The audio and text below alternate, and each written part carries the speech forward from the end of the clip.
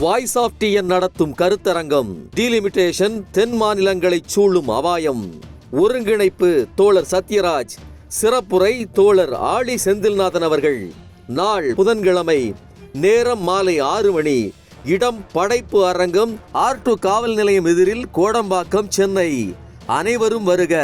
Tribes நேயர்களுக்கு வணக்கம். இன்று நிகழ்ச்சியில் நம்மோடு பேச இடதுசாரி செயல்பாட்டாளர் தோழர் மருதையன் அவர்கள் இணைந்துள்ளார். வாருங்களோடு பேசுவோம். தோழர் வணக்கம். வணக்கம். அமெரிக்கா இப்போ ஈரானோட போர்ட்டுகளை முற்றுகையிடுறது, அதாவது ஈரான் போர்ட்லேருந்து எந்த கப்பலும் உள்ளே வர முடியாது, வெளியும் போக முடியாது அப்படின்ற ஒரு வகையில் ஒரு முற்றுகையை இட்டிருக்கிறாங்க. இதுக்கு ஈரான் தரப்புல இருந்து ஒன்று அமைதி எல்லா இடத்துலையும் இருக்கணும், இல்லை எந்த இடத்துலையுமே அமைதி இருக்காது அப்படின்றத அந்த எச்சரிக்கையும் IRGC விட்டுருக்குது. மறுபடியும் ட்ரம்ப் போருக்கிட்டு செல்றாரு இந்த நிலைமையை. இந்த நடவடிக்கைன்றது கண்டிப்பாக போருக்குள்ளே தான் எடுத்து போகும், ஈரான் இதை சகிச்சுக்காது அப்படின்ற மாதிரியான விஷயங்கள் வெளியே வருது. இது எந்த அளவுக்கு இந்த முற்றுகை அமல்படுத்தப்பட்டிருக்குது, இதனால் என்ன பாதிப்புலாம் ஏற்படும், யாருக்கு பாதிப்பு ஏற்படும், அதை பற்றி நீங்கள் சொல்கிறதுக்கு முன்னாடி இந்த பேச்சுவார்த்தை ஏன் பாதியிலே நிறுத்தப்பட்டது, எந்த ஒரு உடன்பாடும் எட்டாமல் ஏன் பேச்சுவார்த்தை முடிக்கப்பட்டது, எதனால் அவங்க நாடு திரும்பினாங்க, அதை பற்றி முதல்ல சொல்ல முடியுமா? இந்த பேச்சுவார்த்தை என்பது ஈரான் முன்வைத்த 10 பாயிண்ட்டுகள், அதன் அடிப்படையில் தான் நடைபெறும் அப்படின்றத ட்ரம்ப்பே ஏற்றுக்கொண்டு ட்வீட்டே போட்டிருக்கிறார். போட்டுட்டு அதுக்கப்புறமா மாற்றி பேசினாங்க அப்படின்றது வேறு விஷயம். அதில் அவங்க தெளிவாக பல விஷயங்களை சொல்லியிருந்தாங்க. ஒன்று, இந்த நியூக்ளியர் என்ரிச்மெண்ட் அதை நாங்கள் தொடர்ந்து செய்வோம், அணுகுண்டு செய்கிறது எங்களுடைய நோக்கம் கிடையாது. மற்றபடி எங்களுக்கு போருக்கு நிவாரணம் கொடுக்கணும், இந்த இழப்புகளுக்கு நிவாரணம் கொடுக்கணும், போர் நிறுத்தம் என்பது இந்த மொத்த ஏரியாவுக்குமானதாக இருக்கணும், அமெரிக்க தளங்களை இங்கேருந்து காலி பண்ணணும்.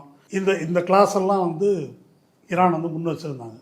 பேச்சுவார்த்தைக்கு ஒரு 60 பேர் கொண்ட குழு, 60 பேர் கொண்ட குழு ஏன்னா பல்வேறு துறைகளை சேர்ந்தவங்க ஈரான்லேருந்து வந்திருந்தாங்க. இந்த பக்கம் வைஸ் பிரசிடென்ட் ஜேடி வான்ஸு கூட 2 பேர், ஜாரேட் குஷ்னர், இன்னொருத்தர் ஸ்டீவ் விட்காஃப். ஜாரேட் குஷ்னர் இவருடைய மருமகன், ட்ரம்ப்போட மருமகன், ரியல் எஸ்டேட் பிஸ்னஸ்ஸு, சூதாட்ட கிளப்பு நடத்துகிறவர். அவர் பால்ய சிநேகிதர், ரியல் எஸ்டேட் பிஸ்னஸ் பண்ணுறவர் ஸ்டீவ் விட்காஃப். 2 பேரும் யூதர்கள்.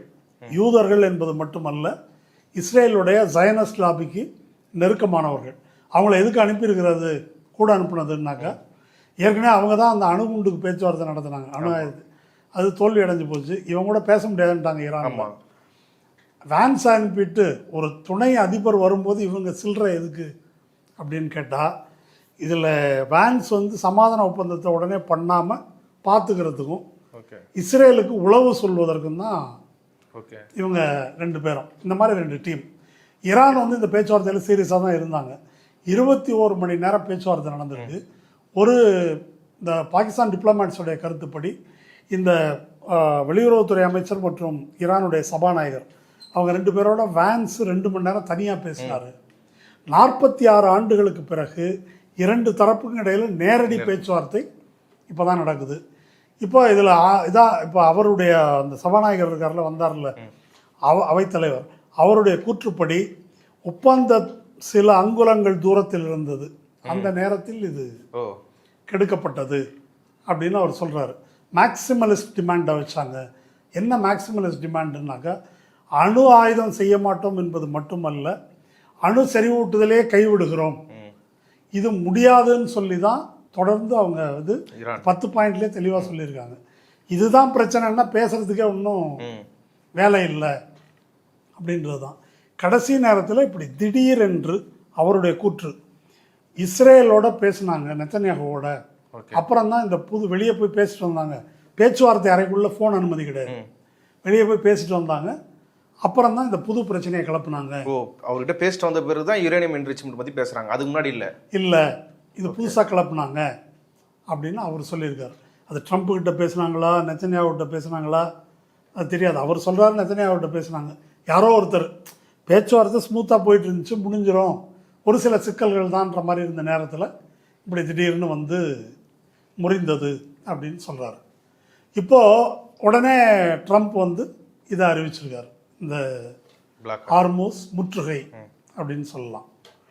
இப்போ இந்த ஹார்மூஸ் முற்றுகையை எவனையும் போக விட மாட்டேன் அப்படின்னு அதிரடியாக அறிவித்தார். அப்புறம் அந்த சென்ட்ரல் கமாண்ட் இருக்கு இல்லையா, யூஎஸ் ஆர்மி சென்ட்ரல் கமாண்ட், இருந்தாலும் லூசனமாக வளர்றான்னு சொல்லிட்டு அப்படி சொல்ல முடியாதுல்ல. ஆமா. அதனால் ஈரான் போர்ட்டிலிருந்து கிளம்பி வர கப்பல்கள் எதையும் நாங்கள் அனுமதிக்க மாட்டோம் ஓகே அப்படின்னு வந்து சொன்னாங்க. இதுக்கு ஈரானுடைய ஐஆர்ஜிசி, அவங்களுடைய நேவல் கமாண்ட், அவங்க ஒன்று சொன்னாங்க, ஒன்றா எல்லார் கப்பலும் போகும், இல்லைன்னா எந்த கப்பலும் போகாது அப்படின்னு அவங்க அறிவிச்சிட்டாங்க. இப்போ ஈரான் சொன்னது தான் நடக்குது. இப்போ இந்த ஹார்மோஸ் நீரிணை இருக்கு இல்லையா, அதனுடைய ஆழத்தில் உள்பகுதியில் குவைத் இருக்குது, அப்புறம் இந்த ஒரு பக்கம் சவுதி இருக்குது, யுஏஇ, பஹ்ரைன், கட்டார் இதெல்லாம் இருக்குது. இதில் ஒரே ஒரு நாடு சவுதி அரேபியாவுக்கு மட்டும் இந்த பக்கம் செங்கடல் பகுதியில் ஏற்றுமதி செய்கிறதுக்கான வாய்ப்பு இருக்குது. வேறு எல்லாருமே இந்த ஹார்மோஸ் தான். இந்த சைடு ஃபுல்லாக ஈரான் இருக்குது, ஒரு சைடு ஃபுல்லாக. அப்போ ஈரானை மீறி இவர்கள் போவதற்கான ஈரான், ஓமன் இவங்க 2 பேர் கட்டுப்பாட்டில் தான் அந்த ஹார்மோஸ் நீரிணை என்பது இருக்குது. அதை தாண்டி இவங்க போகிறதுக்கு வாய்ப்பு இல்லை, யாரும் போகவும் முடியாது. இவங்க வந்து வெளியே நிற்கிறாங்க. யார்? இவங்க அமெரிக்க கப்பல்கள் தூரத்தில் தான் நிற்கிறாங்க, பக்கத்துலலாம் நிற்கல. அந்த பிரச்சனையை பற்றி அப்புறம் சொல்லலாம். ஆமாம், தள்ளி நிற்கிறாங்க. அப்போ எதுக்காக இதை ட்ரம்ப் அறிவித்தார்? இது வந்து ஒரு சீன், அதுக்கு மேலே இதுக்கு வந்து மதிப்பு இல்லை. என்ன, இது ஒரு சீன். என்ன சீன் அப்படின்னா, முதல்ல பேச்சுவார்த்தைக்கு முன்னால் சிவிலைசேஷனையே அழிக்க போகிறேன், சிவிலைசேஷனையே அழிக்க போகிறேன்றவன் ராத்திரி பேச்சுவார்த்தைக்கு ஒத்துக்குவானா? சரி, சிவிலைசேஷனையே அழிக்க போகிறேன்னு சொன்னதுனால ஈரான் பயந்து போய் கையை தூக்கி பேச்சுவார்த்தைக்கு வந்தாங்களா? இல்லை, உன்னால் ஆனதை பார்த்துக்கன்னு தான் சொன்னாங்க. அவங்க எங்கே குண்டு போட போகிறேன்னா அங்கே வந்து நின்றுட்டாங்க. அப்போது அது ஒரு வாய் உதார். இப்போ இது ஒரு உதாரணம் எதுக்குன்னா, பேச்சுவார்த்தையில் ஒரு முக்கியமான ஒரு பிரச்சனை அமெரிக்காவுக்கு ஏற்பட்டுருது. அமெரிக்கா படு தோல்வி அடைந்து விட்டது அப்படின்றத நம்ம சொல்லலை. அமெரிக்காவினுடைய என்ன சொல்கிறது, அதிகாரப்பூர்வ அந்த அமெரிக்கன் ரூலிங் கிளாஸோட பத்திரிகை வந்து நியூயார்க் டைம்ஸ், அவங்க எக்கனாமிஸ்ட்டு அத்தனை பத்திரிகைகளும் அமெரிக்கா தோற்று விட்டது. இப்போ நேற்றுக்கு நியூயார்க் டைம்ஸ் ஒரு தலையங்கம் எழுதியிருக்கிறாங்க. தலையங்கத்தினுடைய தலைப்பு வீக்கெண்ட் அமெரிக்கா, பலவீனமடைந்த அமெரிக்கா அப்படின்னு சொல்லிட்டு இந்த போரில் என்ன நடந்தது அப்படின்னு அவங்க சொல்கிறாங்க. இந்த போருக்கு முன்னால், போன வருஷம் இதுக்கு முன்னால் நடந்த போரிலெல்லாம் இந்த ஹார்மூஸை தடுக்கிறதுக்கு அவங்களுக்கு பயம் இருந்துச்சு ஈரானுக்கு. இப்போ அந்த பயமும் போயிடுச்சு. சரி, இப்போ இது ஹார்மூஸ் நீரிணையை தடுத்தாக்க ட்ரம்ப் சொல்கிற மாதிரி நமக்கு பிரச்சனை இல்லை, மற்ற நாடுகளுக்கு தான் பிரச்சனை. அப்போ என்ன செய்யணும்? உலகம் உள்ள பூரா உள்ள நாடுகள் பாருங்கள், ஒரு சர்வதேச கடல் போக்குவரத்து பாதையை ஈரான் அடைச்சிருக்குது, வாங்க நம்ம எல்லாரும் போய் நியாயம் கேட்போம் அப்படின்னு எல்லாரையும் திரட்டணும். ஆனால் எல்லாரையும் திரட்டுறது இருக்கட்டும், அமெரிக்காவினுடைய நேட்டோ கூட்டாளிகளே வரல. ஜப்பான், ஆஸ்திரேலியா, சவுத் கொரியா உள்ளிட்டு யாருமே வந்து வர முடியாதுன்னு சொல்லிட்டாங்க. இதை விட கேவலம் வேறு எதுவும் நமக்கு இல்லை. இது ரெண்டாவது. மூணாவது என்ன அப்படின்னு சொன்னால், இராணுவ ரீதியாக நம்ம கெத்து போயிடுச்சு. இராணுவ ரீதியாக திருப்பி அடிச்சிட்டாங்க. 21ஆம் நூற்றாண்டு போருக்கு நம்ம லாயக்கு இல்லை அப்படின்னு ஆயிடுச்சு. இது சொல்கிறதுக்கு முன்னால் பேரலாக நேற்றுக்கு அமீரகம் இருக்கு இல்லையா, எமிரேட்டுன்றது இஸ்ரேலுக்கு ரொம்ப க்ளோஸு, ஈரானின் பிரதான எதிரி, அமெரிக்காவின் மற்றும் மோடியுடைய நெருங்கிய நண்பர் அமீரகம். அந்த அமீரகத்தினுடைய முன்னாள் நிதி அமைச்சர் அவர் ஒரு கட்டுரை எழுதியிருக்கார். அந்த கட்டுரையில் அவர் என்ன சொல்கிறார் அப்படின்னா, ஒரு $1.4 ட்ரில்லியன் வந்து முதலீடு போடுறதாக அமெரிக்காவில் முதலீடு போடுறதா நாங்கள் சொல்லியிருக்கிறோம். அமெரிக்கா என்ன நினச்சிட்ருக்கு, நாங்கள் ஏடிஎம்னு நினச்சிட்ருக்குதா? பணம் எடுத்துக்கிட்டு நீங்கள் வந்து எங்களை பாதுகாக்கிறதா சொன்னீங்க, ஆனால் அடி வாங்கினது பூரா நாங்கள் தான். என்ன இது ஒரு ஒப்பந்தம்னாக்கா ஈக்குவலாக இருக்கணும், முழுமையானதாக இருக்கணும். ஒரு தரப்பாக வந்து அது இருக்க முடியாது. அதனால் நமக்கு உறவு இதோட அந்து போச்சு அப்படின்றது இல்லை, ஆனால் இனிமேல் நல்லபடியாக இருக்கிறதுக்கு வாய்ப்பு இல்லை அப்படின்னு யார் எழுதியிருக்காங்க? United Arab Emirates. அப்போ இது எல்லாம் எதை காட்டுகிறது என்று சொன்னால், அமெரிக்காவினுடைய, நான் சொல்கிறது நேட்டோ நாடுகளே வர முடியாதுன்ட்டாங்க, வளைகுடாவில் உன்னை நம்பி வந்து அமெரிக்க தளம் அமைக்க கொடுத்து இப்படியெல்லாம் பண்ணி அடி வாங்கிட்டு அதுக்கப்புறமும் நீ வந்து இந்த வேலையை காட்டுற. இப்போ சவுதி அரேபியா ஒன்று சொல்லியிருக்கு, எனக்கு இருக்கிறது செங்கடல் பகுதி, அந்த பக்கமாக கொஞ்சம் நான் ஏற்றுமதி பண்ணிகிட்டு இருக்கேன், நீ இதை கோளாறு பண்ணினா அவன் அதையும் அடைச்சிருவான். அங்கே பாபில் மந்தேப்னு இருக்குது. இந்த பாபில் மந்தேப் வந்து யார்? ஹவுத்தி ஏமன்ல. ஆமாம், அவங்க வந்து ஈரானுடைய கூட்டாளிகள். அவங்க அதை அடைச்சிட்டாங்கன்னா சுத்தமாக வந்து எனக்கு உள்ளதும் போயிடும். அவங்களும் ரெடியாக தான் இருக்கு எப்போ ஆர்டர் கொடுப்பாங்கன்னு. ஆமாம், அதனால் நீ வந்து பேச்சுவார்த்தை நடத்திய இதெல்லாம் தேவையில்லாத வேலை அப்படின்னு பகிரங்கமாக சவுதி வந்து எழுதியிருக்காங்க. அப்போ இதுக்கு மேலே சவுதியும் யுஏஇயும் எழுதிட்டாங்க. ஓமனும் கொட்டாரும் ஈரானோட தான் இருக்கிறாங்க. இப்போ மிச்சம் இருக்கிறது குவைத்து இப்போ சைலண்ட் ஆகிட்டாங்க. அப்புறம் இருக்கிறது பஹ்ரைன் ஒரு ஆள் தான் இப்போ வந்து யுஏஇயோட இருக்கிறது. இதுதான் ஓவராலாக உள்ள நிலைமை. இது வந்து வெளியே உள்ள நிலைமை. அமெரிக்காவுக்குள்ள என்ன நிலைமை? அமெரிக்காவுக்குள்ள இந்த போர் தொடங்குவதற்கு முன்னால் ஒரு கேலன், அந்த ஊரில் வந்து லிட்டர் இல்லை கேலன் கணக்கு, ஒரு கேலன் பெட்ரோல் $2.25 இருந்துச்சு. இப்போ வந்து $5.25 வந்துருக்குது. ஓகே, இப்போ $2.25 $5.25 எவ்வளோ வித்தியாசம் பாருங்கள். ஏறத்தாழ ஒரு 60% அளவுக்கு 50 to 60% வந்து கூடியிருக்குது.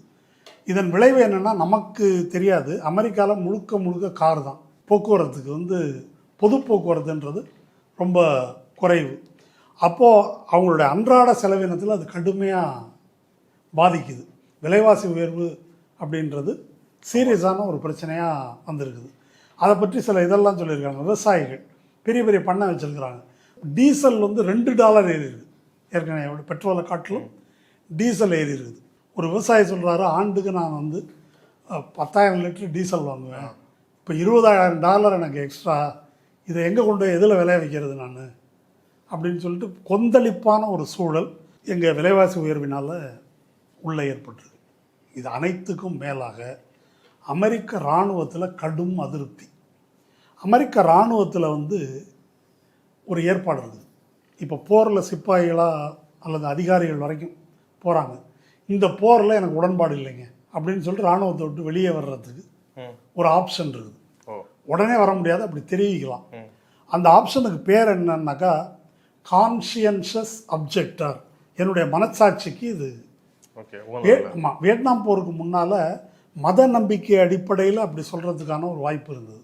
அப்புறம் ஒரு சுப்ரீம் கோர்ட் கேஸ் நடத்தி மத நம்பிக்கை தான் இல்லை, அவங்களுடைய மனசாட்சி உரிமை, அது கருத்தளவிலே எனக்கு உடன்பாடு இல்லைப்பா இதில் அப்படின்னா வெளியே போகிறதுக்கு வந்து அந்த குடிமகனுக்கு உரிமை உண்டு அப்படின்னு சுப்ரீம் கோர்ட்டு தீர்ப்பு இருக்குது. இப்போ லெட்டர் எழுதி கொடுக்குறவங்கெல்லாம் எதை எழுதி கொடுக்குறாங்கன்னா, மினாபில் 160 குழந்தைங்களை குண்டு போட்டு கொண்டிருக்கிற இந்த போரில் வர்றதுக்கு எனக்கு உடன்பாடு இல்லை அப்படின்னு சிப்பாய்கள் மட்டுமல்ல உயர் அதிகாரிகள் வரையிலும் மனு செய்திருக்கிறார்கள். இப்படி உள்நாட்டில் ஃபுல்லாக அதிருப்தி.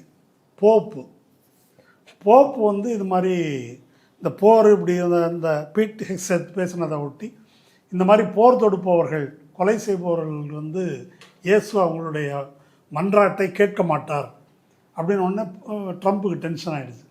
டென்ஷன் ஆகி, நீ என்ன போப்பு, நான் பிரசிடெண்டாக இல்லைன்னா நீ போப்பே கிடையாது, உன்னோட உன் தம்பி தேவலாம், அந்த ஆள் வந்து மாகாவில் வந்து இருக்கிறாரு, நீ வந்து என்னப்பா ஈரான் அணுகுண்டு வச்சுக்கலான்னு சொல்கிறியா, அப்படி ஒரு போப்பே எனக்கு தேவையில்லை, நீ போப்புன்னா போப்பு வேலையை பாரு, நீ என்ன கம்யூனிஸ்ட் தீவிரவாதி மாதிரி இருக்கிற, இதெல்லாம் அவர் பேசி அதுக்கு போப்புக்கிட்ட போய் கருத்து கேட்டபோது, நான் இதுக்கு பதில் சொல்லவும் விரும்பலை, பயப்படவும் இல்லை, நான் இல்லை அந்த அவர் ட்ரூத் சோஷியல் இப்படி போட்டிருக்காரு அப்படின்னு கேட்டிருக்கிறாங்க.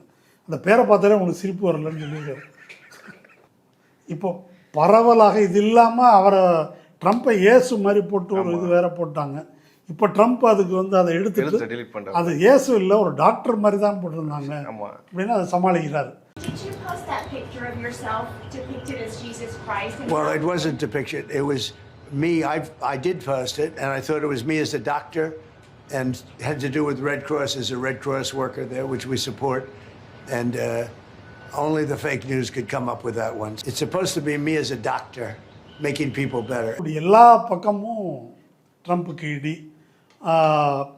ட்ரம்ப்பினுடைய வலதுசாரி கூட்டாளிகளாக இருந்த அந்தூர் அர்னாப் கோசாமி, டக்கர் கால்சன், அவர் இப்போ என்ன எழுதியிருக்காருன்னா, நெத்தன்யாகு ட்ரம்ப்பை வந்து பிளாக்மெயில் பண்ணுறாரு, அது என்ன ரகசியம்னு நமக்கு தெரியல அப்படின்னு ஒரு பிட்டை போட்டு இப்போ அதை கிளப்பியிருக்கிறார்.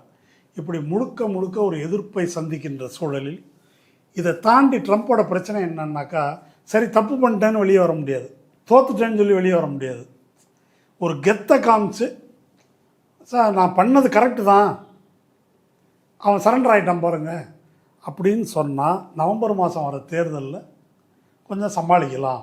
தேர்தலில் தோற்றுருவோன்ற மாதிரி இருக்குது. தேர்தலில் தோத்தாக்க அமெரிக்கன் காங்கிரஸ், அதாவது அமெரிக்காவினுடைய லோக்சபான்னு வச்சுக்கோங்க, தோத்துட்டா என்ன விளைவுன்னா ட்ரம்ப்புக்கு எதிராக இம்பீச்மெண்ட் வரும்.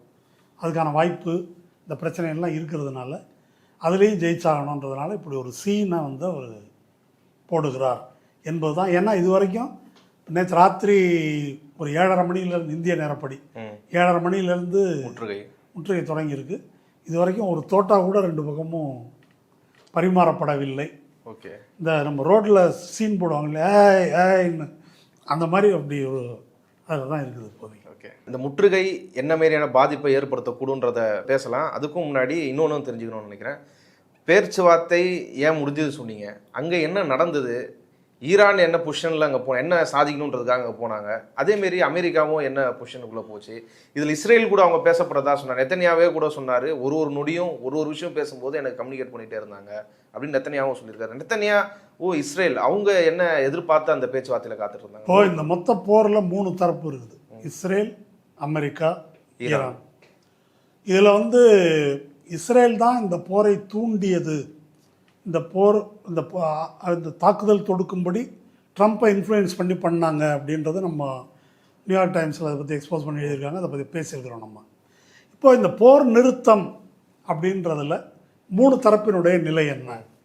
முதல்ல ஈரான் என்ன சொன்னாங்கன்னா போர் நிறுத்தமே கிடையாது, நிரந்தர அமைதி தான், பீஸ், நாங்கள் நடுவில் போர் நிறுத்தம் செய்ய தயாரில்லை. ஏற்கனவே நீ போர் நிறுத்தம்னு சொல்லி போன ஜூன் 25 உன்ட்ட என்னுடைய மிசைலை சமாளிக்கிறதுக்கு இன்டர்செப்டார் இல்லை நெத்தனியாவு கதறனா, அதுக்காக நீ வந்து முடிச்சுக்கிட்டு நாங்கள் ஏமாந்துட்டோம், இன்னொரு முறை நாங்கள் ஏமாறுறதுக்கு தயாரில்லை. அதே மாதிரி இப்போ பேச்சுவார்த்தைன்னு சொல்லிட்டு குண்டு போட்டிருக்கிறேன், அதனால் நாங்கள் தயாரில்லைன்னு முதல்ல சொல்லிட்டு இருந்தாங்க.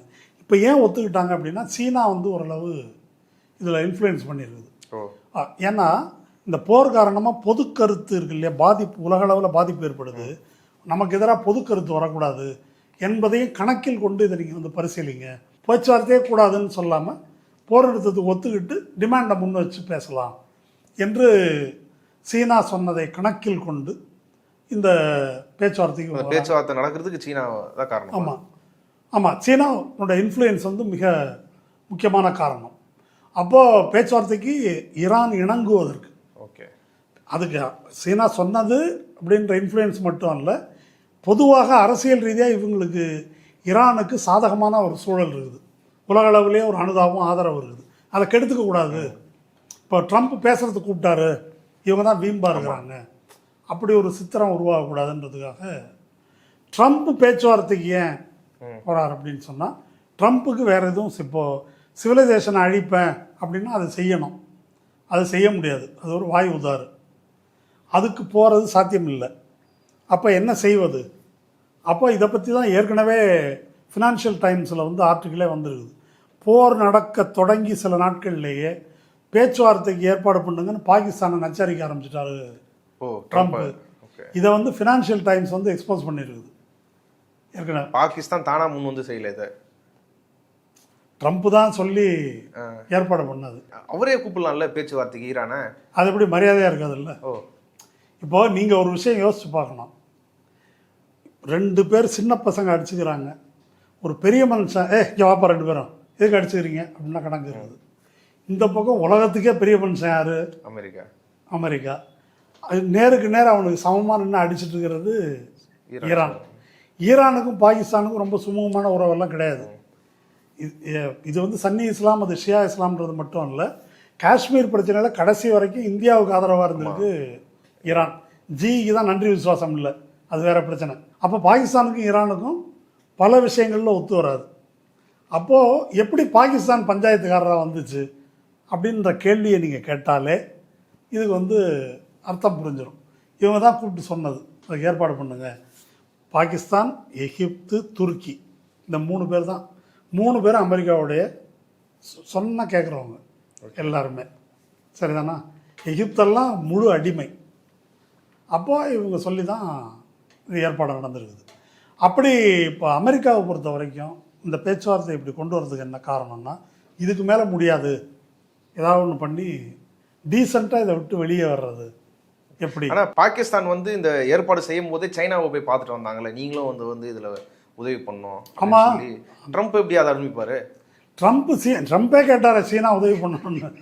இதை முடிக்கிறதுக்கு சீனா ஹெல்ப் பண்ணணும்னு ட்ரம்ப்பே கேட்டிருக்கிறாரு. ஓகே, ஆரம்பிக்கும் போதே நேராக கேட்டிருக்கிறாரு. என்ன அது அவருக்கு கௌரவ பிரச்சனை கிடையாது. பிரச்சனை இல்லை, அது ஒரு விசித்திரமான கேரக்டர் அது. ஓகே, திடீர்னு கௌரவம், திடீர்னு மானம் கட்டத்தனமாக இருக்கும், எல்லாம் இருக்கும். ஓகே ஓகே, இது அவங்க இஸ்ரேலுடைய தரப்பு இந்த போரில் என்ன, பேச்சுவார்த்தை சமாதானம் வரக்கூடாது.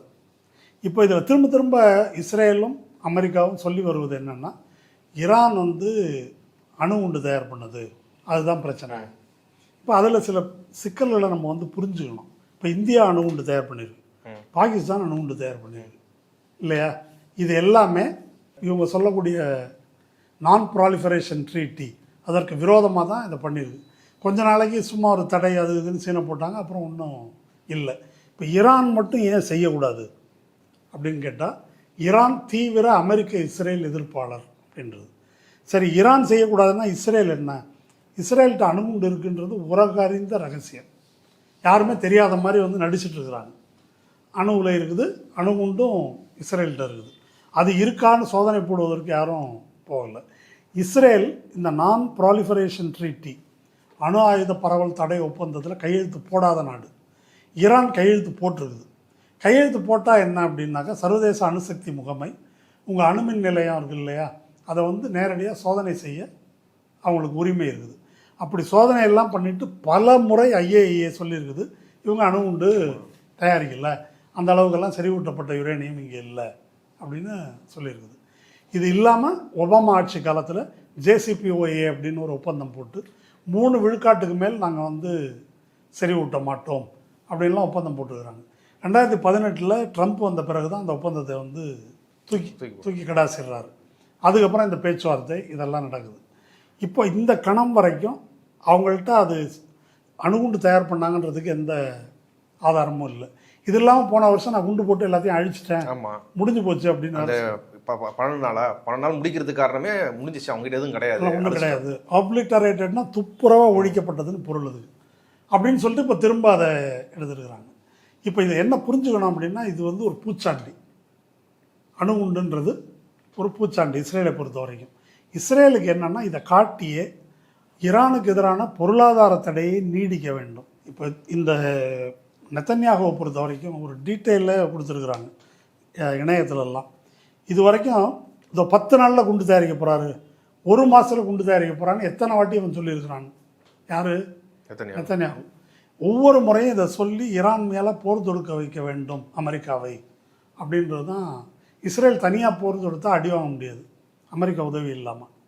அது வந்து மற்ற அதிபர்கள் ஒத்துக்கொள்ளவில்லை, இவன் தான் மண்டையை கழுவி செஞ்சுட்டான் அப்படின்றது எல்லாருக்கும் தெரிஞ்சது.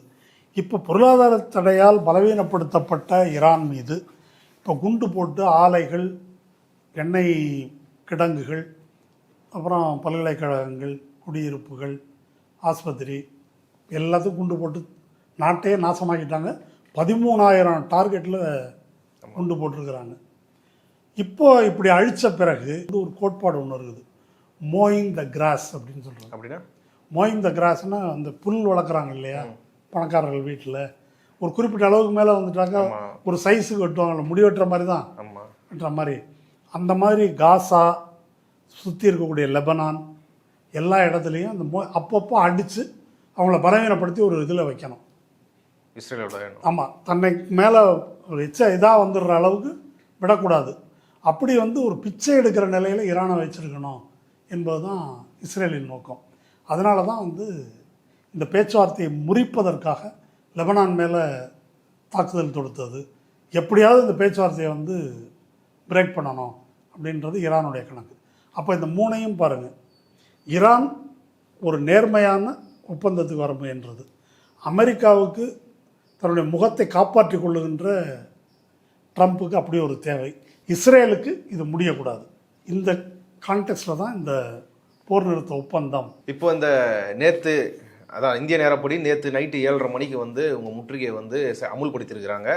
அவங்க சொன்னபடினா அப்போது ஈரான்ல இருந்து எந்த கப்பலும் வெளில போக முடியாது, உள்ள ஈரானுக்கு வரவும் முடியாதுன்றது தான் நிலைமையாக இருக்கணும். அதுக்கு ஈரானோட ரியாக்ஷன் என்ன இப்போ இருக்கும்? எதனா கப்பல்கள் இப்போ அனுமதிக்கப்படாமல் இருக்குதா? இப்போ ஈரான்ல இருந்து அதிகபட்சம் போகக்கூடிய கப்பல்ன்றது குரூடு வந்து சைனாக்கு அவங்க அனுப்புகிறாங்க. சைனாக்கு தான் அதிகபட்சம் போக போகுது. அப்போ 90%. அப்போது சைனாவுக்கும் இப்போ அது ஒரு அடி தானே, சைனாவும் அதை ஏற்றுக்குதா? இப்போ இந்த ட்ரம்ப்போடைய அறிவிப்பு இருக்கு இல்லையா, நேற்று ராத்திரி 7:30 மணி, அதுக்கப்புறம் வந்து யாரும் ஈரான்லேருந்து வாங்கக்கூடாது அப்படின்னு சொன்ன உடனே சீனாவினுடைய இராணுவ அமைச்சர் அட்மிரல் டாங் ஜுன் அவர் ஒரு அறிக்கை விட்டார். அதை நான் வந்து சொல்கிறேன். ஒன்று, Chinese ships are currently moving in and out of the waters of Strait of Hormuz. சீன கப்பல்கள் ஹார்மூஸ் உள்ளே போய் கொண்டும் வெளியே வந்து கொண்டும் இருக்கின்றன. அப்படின்னா பொருள் ஈரானுக்கு பொருள் கொண்டு போகுது, எண்ணெயை வெளியே கொண்டு வருது. ரெண்டாவது, இந்த China has existing trade and energy agreements with Iran that China will respect and honour. ஈரானோடு எங்களுக்கு வணிகம் மற்றும் இந்த எண்ணெய் இறக்குமதி ஒப்பந்தம் இருக்குது, அந்த ஒப்பந்தத்தை நாங்கள் மதிக்கிறோம், அதை அமல்படுத்துவோம். மூணாவது, இதுதான் ரொம்ப முக்கியம், Iran controls the Strait of Hormuz. Iran தான் ஹார்மூஸ் நீரிணையை கட்டுப்படுத்துகிறது. And it is open for us. என்ன, அது எங்களுக்கு திறந்து தான் இருக்கிறது. இதுக்கு மேலே வேறு ஒன்றும் சொல்ல வேண்டியதில்லை. இது சொன்னது மட்டும் இல்லை, இப்போ சீனாவினுடைய கப்பல் வந்து ஹார்மூஸ் நீரிணை வழியாக வெளியே போயிருக்குது அப்படின்றது இப்போ ரிப்போர்ட் ஆகிருக்குது. இவங்க எதுவும் செய்யலை. எப்படி சொல்கிறீங்க? எப்படி செய்யலைன்னு? செய்யலையே, கப்பல் போயிருக்க. ஓகே, அப்போ அங்கே நிப்பாட்டின கப்பல், அமெரிக்கா நிப்பாட்டின கப்பல் இல்லை. நீங்கள் என்ன புரிஞ்சுக்கணும்னா, இப்போ ஹார்மூஸ் நீரிணை இப்படி இருக்குது, இதான் அந்த கேட்டுன்னு வச்சுக்கோங்க. இது வரைக்கும் ஈரான் வந்து இருக்குது. இங்கே வந்து அமெரிக்கா நிற்கல. அமெரிக்கா நிற்கிது ஒரு 400-500 கிலோமீட்டர் அங்கேருந்து பார்த்துட்டு இருக்கிறாங்க. கப்பல்லாம் கரெக்டாக போகலாம். ஏன் அவ்வளோ தள்ளி இருக்கிறாங்கன்னாக்கா எல்லாம் அடி வாங்கியிருக்கிறாங்க. ஓகே, பக்கத்தில் வந்தாக்க பிரச்சனை அப்படின்னு சொல்லி அங்கேருந்து அவங்க வந்து கண்காணிக்கிறாங்க. மேலேருந்து என்ன கப்பல் போகுது வருது, அது எப்படி கண்காணிக்க முடியும்? அப்படி அவங்களோட தொடர்பு கொண்டு நீங்கள் என்ன கப்பல், ஓகே, எந்த நாட்டிலேருந்து வரீங்க, என்ன போகிறீங்க அப்படின்னு வந்து கேட்பாங்க. ஆமாம், நாங்கள் வந்து மருத்துவ உதவிக்காக வர பொருட்கள் வர கப்பலாக இருந்தால் கூட நாங்கள் சோதிச்சு தான் அவங்களாம் சொல்லியிருக்கிறாங்க. சொல்லிட்டு ஆட்சேபம் இருந்தால் இவங்க ஒரு போட்டை அனுப்புவாங்க, அது அந்த கப்பலை நெருங்கி செல்லும். அதுக்கு மேலே அதிரடி நடவடிக்கைன்னாக்கா ஹெலிகாப்டர்லேருந்து அந்த கப்பலில் வந்து ஆட்கள் குதித்து நேராக செக் பண்ணுவாங்க. இதெல்லாம் வெளிசூழலில் பண்ணாங்க. இங்கே வந்து அதுக்கெல்லாம் வந்து அவங்க போகலை. இங்கேன்றது சைனான்றதுனால, சைனா கப்பல்ன்றதுனால போகலை. வேற யாரும் இப்போ வரல. இப்போ இன்னொரு முக்கியமான பாயிண்ட் பார்க்கணும். இப்போ இங்கேருந்து போகிற கப்பல் வந்து Australia, South Korea, Japan, Philippines, India, Ilangai, Bangladesh, இப்படி எல்லாருக்கும் இருக்குது. வேறு கப்பல் எதுவும் போனதாக இது வரைக்கும் தகவல் இல்லை. சீனா கப்பல் வெளியே போயிருக்குது. இனி என்னன்றது இனிமேல் தான் தெரிய வரும். அதனால் இது ஒரு இப்போதைக்கு இப்போ தானே நேற்று ராத்திரி 7:30 மணிக்கு தானே, அதுக்கப்புறம் என்ன கப்பல் இருக்குது என்னன்றது தெரியல.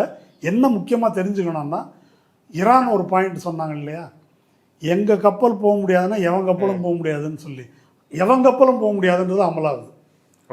ஈரான் கப்பல் சீனாவுக்கு போகுது, எவன் கப்பலும் போக முடியாதுன்றது அமலாகிறது. இப்போ மற்ற கப்பல்கள் வந்தாங்க கிடையாதா? யார் இப்போ சவுதியில் இருந்தோ, கொட்டாரில் இருந்தோ, குவைத்தில் இருந்தோ, அமீரகத்தில் இருந்தோ எந்த கப்பலும் போகல. இப்போ இந்தியாவுக்கு வந்து கார்கு ஐலாண்ட்லேருந்து இப்போ ஈரானோட கப்பல் ஒன்று வந்து குரூட் ஆயில் கப்பல் வந்து வந்திருக்கு. இப்போ நேற்று தடைக்கு முன்னாடி அங்கேருந்து வந்த கப்பல் இப்போ இதுக்கப்புறம் இந்தியாவுக்கு அங்கேருந்து வராதுன்னாக்கா என்னன்னு கேட்கணும். ட்ரம்ப் கிட்ட நம்ம கேட்கணும். அனுப்ப மாட்டாரா கப்பலை? அது தனி கதைங்க. எங்கே பேச்சே பேசலை. சரி, ஆக்கிரமிப்பே கண்டிக்கல, தடையே கண்டிக்கல. ஓகே, ஆக்சுவலாக இது என்னன்னு கேட்டிங்கன்னாக்கா, ஹார்மூஸ் நீரிணையை ஈரான் தடுக்கிறது அப்படின்றது தான் இவங்க சொல்கிறாங்க. அது வந்து அதாவது அந்த நீர்நிலையை வந்து இவங்க ஈரான் உருவாக்கல, அது இயற்கையாக இருக்கிறது. அதை பற்றி வருவோம் அப்படின்னு அவங்க சொல்கிறாங்க. இப்போது சர்வதேச கடல் வழி தடத்தில் கப்பலை நிறுத்திக்கிட்டு நான் வந்து ஈரான்லேருந்து வர கப்பலெல்லாம் விடமாட்டேன் அப்படின்னு அமெரிக்கா சொல்லுது இல்லையா, அதுக்கு பேர் வந்து ஒரு போர் பிரகடனம். இது வந்து டிக்ளரேஷன் ஆஃப் வார். இதை தான் அமெரிக்கா வந்து செஞ்சுருக்குது. அதை சொல்கிறதுக்கு அமெரிக்காவுக்கு எந்த ரைட்டும் கிடையாது. இப்போது ஈரான்லேருந்து வர எந்த கப்பலையும் நான் விட மாட்டேன், இதை தான் விடுவேன், அதை விட மாட்டேன் அப்படின்னு சொல்கிறதுக்கு என்ன ரைட் இருக்குது? இல்லை, ஒரு நாடு வந்து ஒரு நீர்நிலையை முடக்கி எந்த கப்பலும் போகக்கூடாது அப்படின்னு மிரட்டுறதை பார்த்துட்டு என்னால் சும்மா இருக்க முடியாதுன்றான் ட்ரம்ப் சொல்கிறாங்க. இப்போ அதுக்கு வருவோம். இந்த ஹார்மூஸ் நீரிணை என்பது என்ன, அதை வந்து ஈரான் இந்த மாதிரி முடக்குதே, இதுக்கு வந்து ரைட் இருக்குது. ஈரான் வந்து ஒரு பாயிண்ட் சொல்கிறாங்க, இது சர்வதேச கடல் வழி அல்லன்னு சொல்கிறாங்க. ஓ, ஹார்மூஸ் நீரிணை நாங்கள் இது வழியாக கப்பல்களை ஃப்ரீயாக விட்டுட்டு இருந்ததுன்னோ உண்மைதான், அதனால இது வந்து சர்வதேச கடல் வழி அப்படின்னு யாரும் நினச்சிக்காதீங்க அப்படின்னு சொல்லிட்டு அதுக்கான தரவுகளை வந்து அது சொல்லுது. இந்த ஹார்மூஸ் நீரிணை இருக்கு இல்லையா, அதனுடைய மிக குறுகலான பகுதி, அதனுடைய அகலம் 21 கடல் மைல்கள். சரி, ஒரு நாட்டுக்கு அந்த நாட்டின் நிலப்பகுதியிலிருந்து 12 கடல் மைல் தொலைவு வரை அவங்களுடைய கடல் எல்லை இருக்குது. ஓகே. அப்போது இந்த பக்கம் ஈரான், இந்த பக்கம் ஓமான். 12 எவ்வளவு? 24. இங்கே இருக்கிறது எவ்வளவு? 21. அப்போ 2 பேருடைய கடல் எல்லைக்குள்ளே தான் இந்த இடம் இருக்குது. இப்போ இந்த பிரச்சனையை ஈரான் முதல் முறையாக சொல்கிறதா அப்படின்னு ஒரு கேள்வி. 1975 அமெரிக்காவால் ஆட்சியில் அமர்த்தப்பட்ட ஷா ஈரானில் இருந்தப்போவே ஈரானும் ஓமனும் ஒரு ஒப்பந்தம் போட்டு, இது நம்முடைய மேனேஜ்மெண்ட்டுக்கு கீழே இருக்கக்கூடிய நம்முடைய கடல் எல்லைக்கு உட்பட்ட வழித்தடம் அப்படின்னு 40 ஆண்டு ஒப்பந்தம் போட்டிருக்கிறாங்க. அப்போயே அறிவிச்சிருக்கிறாங்க. 2015 40 ஆண்டு முடிஞ்சிருது. 75 to 2015 முடிஞ்சிருது. 40 ஆண்டுகளுக்கு பிறகு அது திரும்ப புதுப்பிச்சிருக்கிறாங்க. அப்போ ஈரான் சொல்வதும் ஓமன் சொல்வதும் எதுவும் புது விஷயம் அல்ல. புது விஷயம் என்ன அப்படின்னா, இது எங்களுடைய கட்டுப்பாட்டில் இருக்கிறது என்பது பழைய விஷயம். நாங்கள் இதில் டோல் போட்டு வசூல் பண்ணுவோம் அப்படின்னு சொல்கிறாங்க இல்லையா, அதுதான் புது விஷயம். அல்லது கூடுதலாக எங்களுக்கு பகை நாட்டை நாங்கள் அனுமதிக்க மாட்டோம், நட்பு நாட்டை அனுமதிப்போம், டோல் வாங்குறதா வேண்டாமான்னு அவங்க முடிவு பண்ணுவாங்க. இப்போ இந்த பாயிண்ட்டுக்குள்ளே வருவோம். ஒரு போர்க்கால சூழலில் தன் கடல் எல்லைக்கு உட்பட்ட பகுதியில் ஒரு நாட்டு கப்பலை அனுமதிக்கிறதா வேண்டாமா என்று முடிவு செய்யும் அதிகாரம் அந்த நாட்டுக்கு உண்டு அப்படின்றது ஐநாவினுடைய விதி. இப்போ போர் நடந்துட்டுருக்குது. போர் நடந்துட்டு இருக்கும்போது பகை நாட்டு கப்பலை நான் உள்ளே விட மாட்டேன் அப்படின்னு அவங்க சொல்கிறதுக்கு எல்லா ரைட்டும் அவங்களுக்கு, யாருக்கு? ஈரானுக்கு இருக்கிறது. அடுத்தது டோல் வசூல் பண்ணுறது பற்றி. டோல் வசூல் பண்ணுறது ஏன்னு அவங்க சொல்கிறாங்க, ஒருதலை பட்சமாக எந்த முகாந்தரமும் இல்லாமல் எங்கள் மீது போர் தொடுத்து மிகப்பெரிய இழப்பு வந்து எங்களுக்கு ஏற்பட்டுருது, இதுக்கு வந்து நீ நிவாரணம் கொடு, இழப்பீடு கொடு, இல்லைன்னா நான் இப்படி வசூல் பண்ணி எடுத்துக்கிறேன் அப்படின்னு அவங்க சொல்கிறாங்க. இதுக்கு என்ன பதில்? நீ தொடுத்த சாத்தியமா எது வசூல் பண்ணுறது? பண்ணிட்டு தானே இருக்கிறாங்க, வாங்கிட்டு தான் இருக்கிறாங்க. எல்லாத்தையும் வந்து சைனாவினுடைய யுவானில் தான் வாங்குறாங்க, அல்லது அவங்க இதில் வாங்குறாங்க, பிட்காயினில் வாங்குறாங்க, அந்த மாதிரி வாங்கிட்டு இருக்கிறாங்க இது வரைக்கும். அப்போது ஒன்று அமெரிக்கா வாங்காதீங்க, நாங்கள் வந்து கொடுக்குறோம் இழப்பீடு அப்படின்னு அமெரிக்கா சொல்லணும்.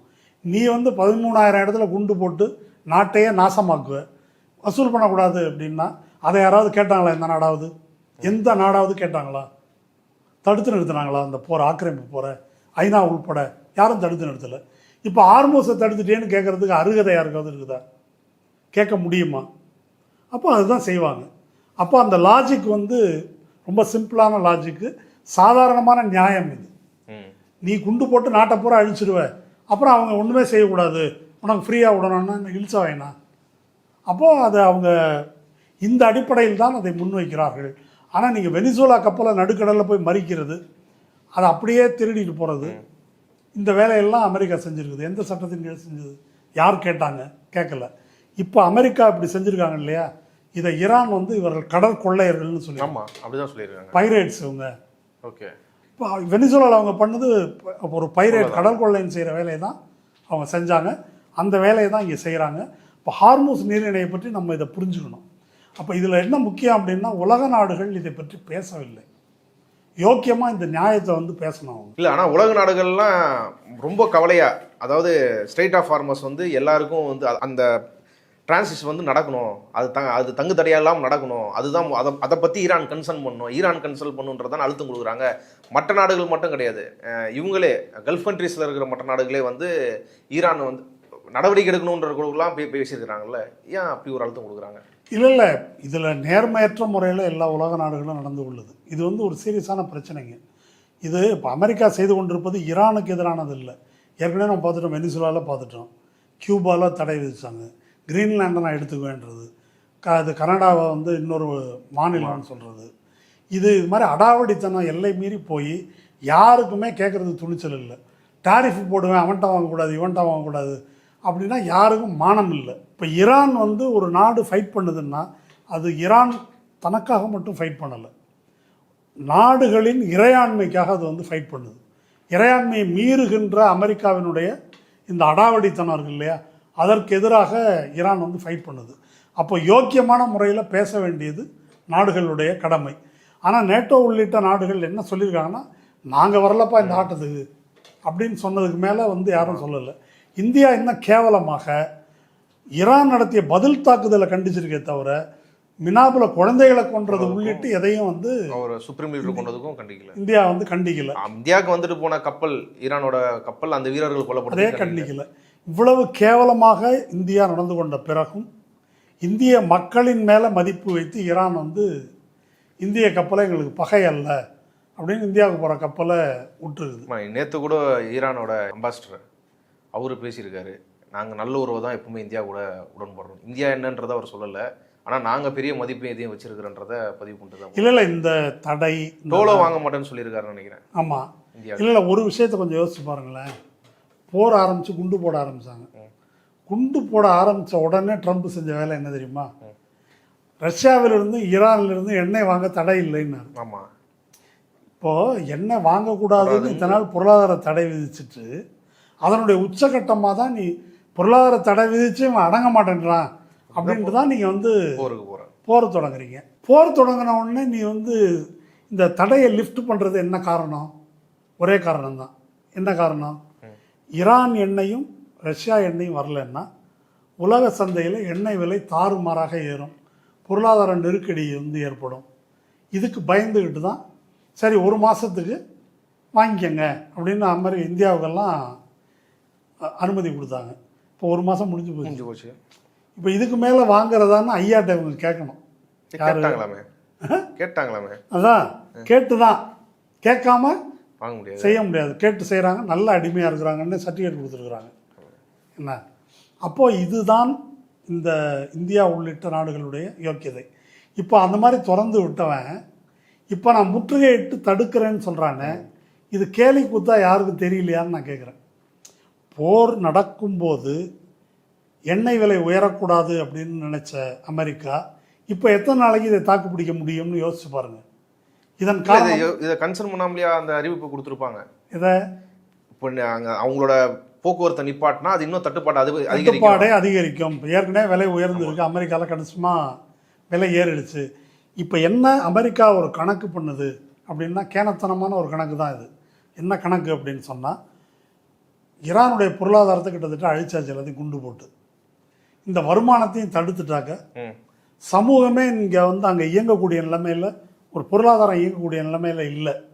இப்போ நம்ம பொருளாதார நெருக்கடி கொடுத்தாக்க உள்நாட்டில் அதிருப்தி வரும், பிரச்சனை வரும், நெருக்கடி வரும், அதனால் பணிஞ்சு தான் ஆகணும் அப்படின்னு ஒரு கணக்கு வச்சிருக்கிறாங்க. இதில் ஒரு பாதி உண்மை. உள்நாட்டில் பிரச்சனை நெருக்கடியெல்லாம் வராது, உள்நாட்டு மக்கள் வந்து எப்படி இருக்கிறாங்கன்றதை நம்ம பார்த்துட்டோம். ஆனால் பொருளாதார ரீதியாக ஈரானுக்கு நெருக்கடி இருக்குதா என்றால் நெருக்கடி இருக்கிறது என்பது உண்மை. அந்த பலவீனத்தை பயன்படுத்துவோம். இப்போ இந்த ரெண்டு பேர் அப்படி போரில் நேருக்கு நேர் நிற்கும்போது யார் முதலில் கண் சிமிட்டுகிறார்கள்ன்ற மாதிரி இருக்கு இல்லையா, அப்படி யார் அப்படின்னு ஒரு கணக்கில் நிற்கிறாங்க. ஆனால் இது ஈரான் இதில் பணிவதற்கான வாய்ப்பு குறைவு.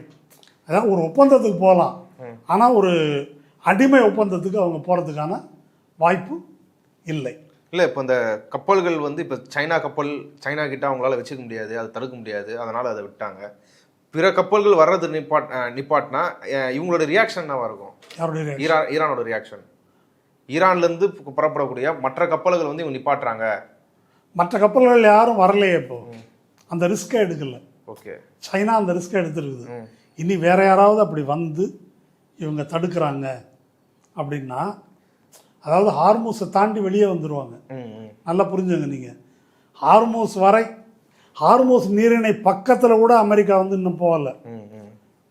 ஹார்மூஸ் நீரிணையை விட்டு சர்வதேச கடல் பகுதிக்கு வந்த பிறகு நீ எப்படி ஈரான்கிட்ட என்ன வாங்கலாம் அப்படின்னு ஒரு பிலிப்பைன்ஸோ ஒரு சவுத் கொரியாவோ கப்பல் வந்துச்சுன்னா அமெரிக்கா போய் கேட்பாங்க. அப்போ அந்த முரண்பாடு யாருக்கும் இடையிலானது?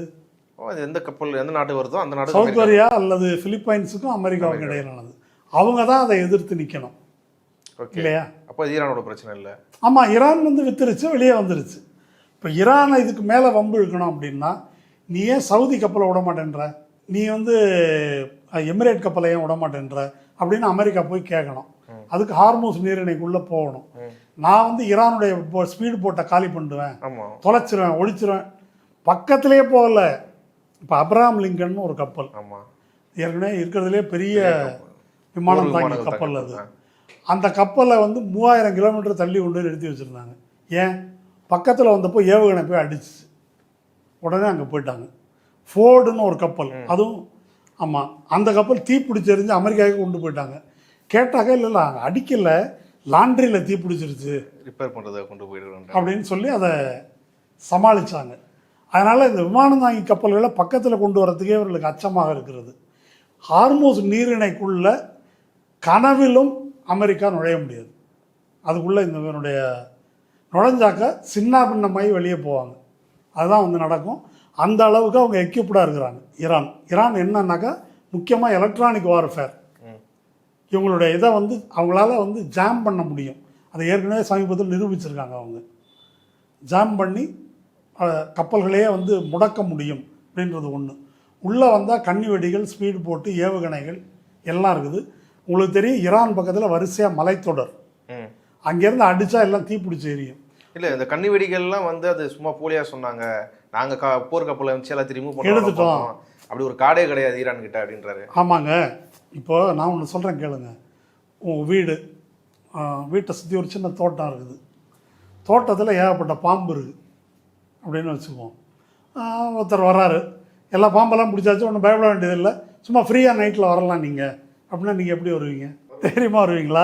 இல்லை லைட்டு பிடிச்சிட்டு பயந்து பயமாக தான் இருக்கும். ஆமாம், இது வந்து பாம்பு லைட்டு போட்டால் தெரியுன்றது. கன்னி வெடி மற்றதெல்லாம் கீழே இருக்குது. கப்பலோட மதிப்பு என்ன? சரி, அமெரிக்கா சொன்னதை நம்பி கப்பல்காரன் வர்றது இருக்கட்டும், முதல்ல இன்சூரன்ஸ் கம்பெனிக்காரன் நம்பினானா? அவங்க இன்னும் அதை அக்செப்ட் பண்ணிக்கலையா? கிளைம் கொடுப்போன்னு ஒத்துக்கலையா அவங்க? இப்போ இன்சூரன்ஸ் ப்ரீமியம், ஒரு இன்சூரன்ஸ் ப்ரீமியம் 1 கோடி ரூபா மதிப்பு உள்ளதுக்கு 1 லட்ச ரூபா ப்ரீமியம்னு இருக்குன்னு வச்சு பழைய லெவல்.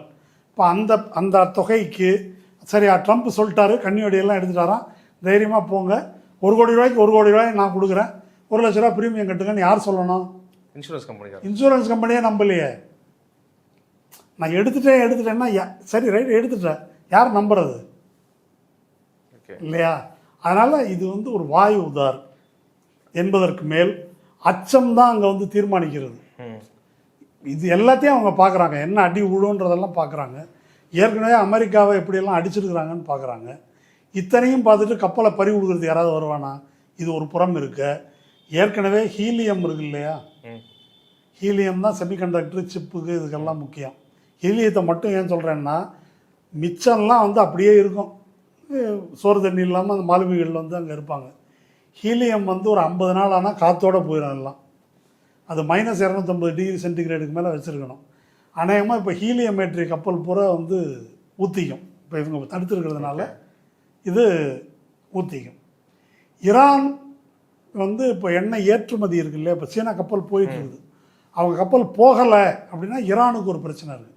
அது என்னென்னா, அவங்க வந்து அந்த கார்க் ஐலண்ட் இருக்கு இல்லையா? கார்க் ஐலண்டில் பெரிய சேமிப்பு கிட்டங்கிகள் இருக்குது எண்ணெய் உற்பத்தியாக. அது ஒரு 15 நாள் அளவுக்கு 15 நாள் சப்ளை வைக்கிறதுக்கு இருக்குது. ஓகே, அதுக்கு மேலே அதில் வந்து ஸ்டோர் பண்ண முடியாது. ஸ்டோர் பண்ண முடியாதுன்னா எண்ணெய் உற்பத்தியை நிறுத்தணும்.